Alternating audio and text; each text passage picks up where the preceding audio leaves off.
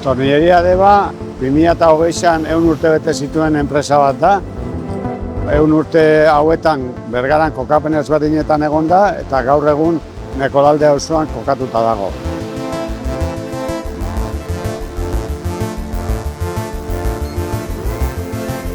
Denbora tarte honetan sektore ezberdinetan lan egin dau eta gaur egun egia esan sektore nagusia automozioa da.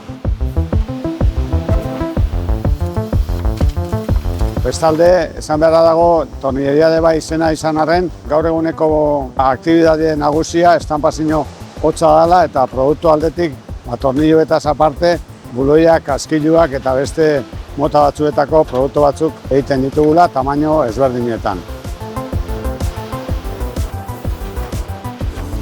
Bestalde, esan beharra dago, aktibitate bezala, ez bakarrik estanpazio hotza, baizik eta balio erantziko beste aktibitate batzuk egiten ditugula, alde batetik roskauak, mekanizauak, barne aktibitatea die, eta beste alde batetik gure subkontratazioan bitartez, tratamiento termikoa, bainuak eta beste produktu batzuk erantzten dugu.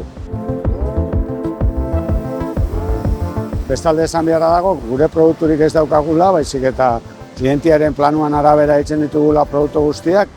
Guk egiten duguna da, erramintzia diseinau eta gure makinendako erramintzak eta prozesuak diseinau. Hor dago gure jakituria esan daigun. Merkatu aldetik, esportazioa 40% da eta beste dana merkatu nazionalean sartzen dugu.